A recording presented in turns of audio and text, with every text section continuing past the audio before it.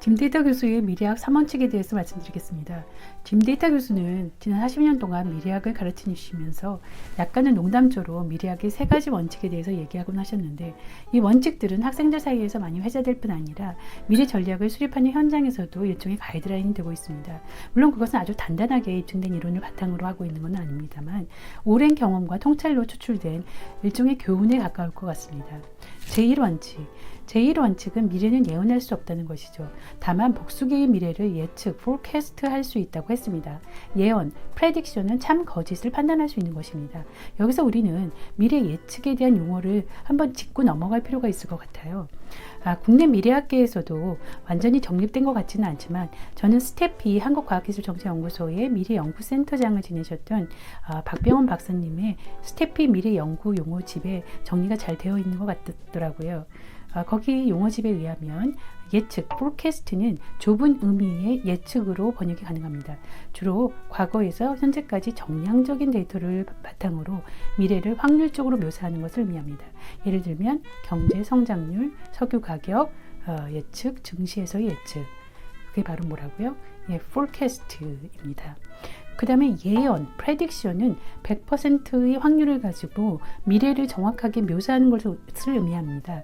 주로 기계론적인 세계관에 바탕을 두고 있는데 사실 미래를 정확하게 맞추는 것이 가능한가요? 여태까지 한 번도 그런 적이 없던 것 같습니다. 아카데미아에서는 적합한 용어가 아니라고 생각이 되고요. 그 다음 전방위적 예측, foresight는 좁은 의미의 예측, forecast를 확장한 개념인데요. 미래에 대한 정보, 인텔리전스를 수집 분석하고 중장기 비전 및 전략을 도출하고 이를 달성하기 위한 실행 방안을 도출하는 일련의 활동을 포함하는 개념입니다. 마지막으로 전략적 미래 예측, 라 프로스펙티브는 프랑스를 중심으로 사용되는 예측 용어로서 이미 결정된 미래는 없다는 삶의 철학까지 포함된 개념이라고 할 수 있습니다. 다시 제2원칙으로 넘어갈까요? 미래학 제2원칙은 미래에 대한 유용한 아이디어는 우스꽝스러워 보일 수 있다는 것입니다. 이머징 이슈 분석에서는 이 제2원칙은 매우 중요한데요. 미래는 한 번도 경험해 보지 않은 것이 닥치는 것이기 때문에 아무리 듣보잡인 소리도 무시하거나 여려시하면 안 된다는 것이죠. 제3원칙, 우리는 도구를 만들지만 도구는 우리를 만든다는 바로 머셜 맥루한, 캐나다의 미래학자이자 미디어 철학자죠.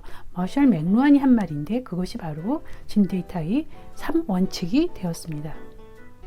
이 이론은 유용한 사회 변동 이론의 시발점이 되기 때문에 굉장히 중요합니다. 다음은 바로 사회 변동론에 대해서 말씀드리겠습니다. 짐 데이터 교수의 사회 변동론은 미래 예측에서 굉장히 중요한 부분을 차지하는데요. 사회를 변화시키는 동인, drivers 혹은 원동력, driving force는 현재 관찰되는 중요한 추세 중에서 미래에도 계속적으로 영향을 미칠 것으로 예상되는 추세를 말합니다. 무엇이 사회를 변화시킬까요? 교육, 정치, 법률, 환경도 영향을 미칩니다. 자연 환경과 인간이 맞는 환경, 어떤 것이 인간에게 더 영향을 미칠까요? 지난 200년 동안 인간은 자연자원을 고갈시키며 황폐화시키면서 살았습니다. 이제 우리 인간이 반대로 환경에 영향을 미치기 시작했습니다. 인류세라는 말이 괜히 나온 것이 아니죠. 그런데 말이죠. 짐 데이터 교수는 타고난 유전자, 환경, 문화와 기술 중에 가장 영향력이 큰 거는 기술이라고 말하고 있습니다. 유전자도 생명공학 기술로 바꿀 수 있게 되었습니다. 그런데 짐 데이터 교수가 말하는 기술은 우리가 보통 말하는 협의의 기술이 아닌데요. 그는 우리가 행동하는 방식이 곧 기술이다라고 정의합니다. 기술은 도구인 동시에 방식인 것이죠. 바로 머셜 맥루한의 말처럼 말입니다. 기술의 확산과 새로운 기술의 창조는 우리의 믿음과 행동 방식까지 변화시킵니다. 가족, 학교, 자본주의 이런 것이 모두 기술입니다. 사회적 기술에 포함이 되죠. 사회적 기술은 통용되는 용어인데 제가 일전에 미디엄에 올렸던 독서 감상문의 책이 바로 강철구 교수의 소셜 테크노믹스였습니다.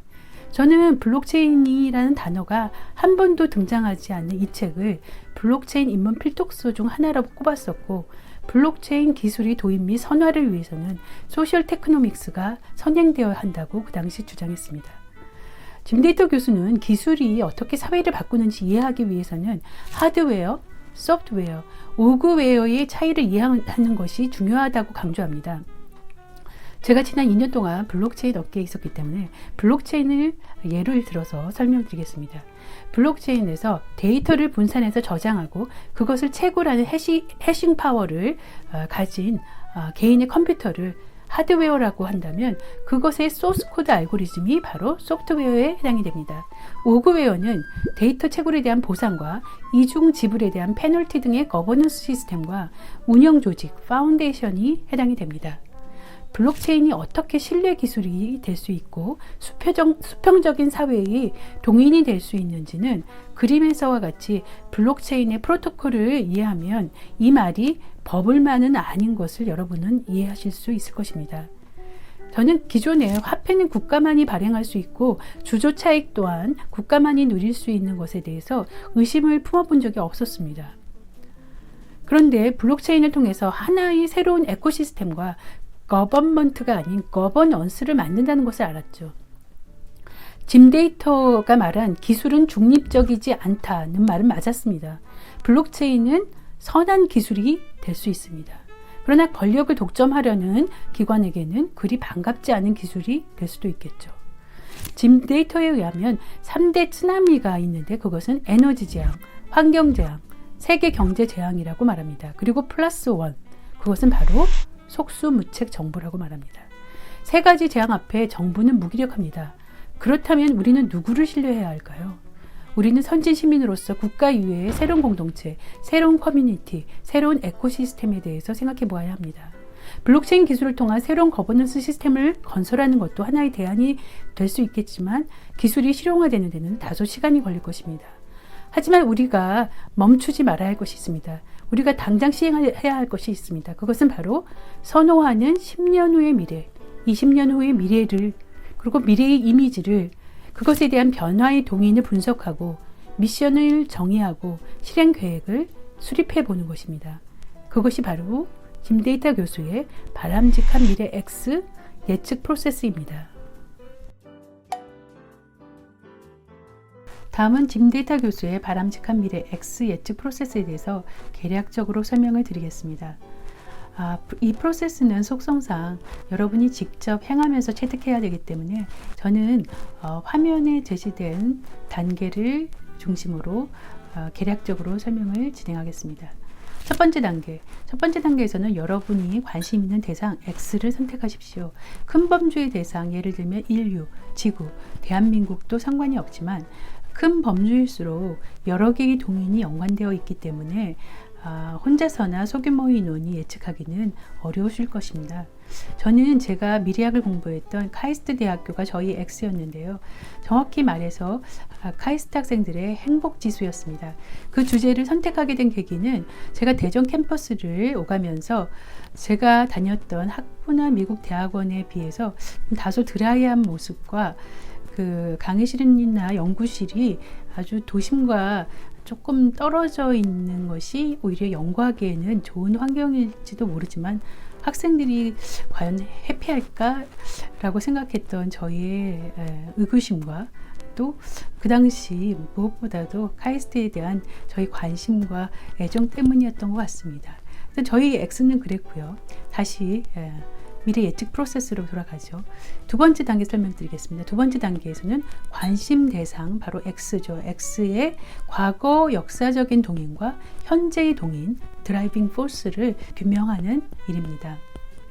저희 경우 카이스트는 국립대학교로서 설립 당시 박정희 정부의 드라이브 정책에서부터 현재 대학이 가진 인적 자원, 지식재산, 특허 수들도 조사했지만 학습 조직으로서의 행복은 먼포드라는 학자의 가치 창조 모델에 의해서 지식 관계 프로세스의 변수를 설정하였습니다.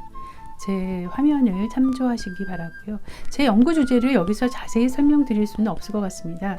혹시 관심이 있으시거나 질문이 있으시면 저한테 이메일을 보내주시기 바랍니다. 세 번째 단계 넘어가죠. 세 번째 단계에서는 Emerging 이슈 분석, 네 번째 단계에서는 네 가지 대안적 미래 예측, 바로 Four Alternative Futures가 되겠죠.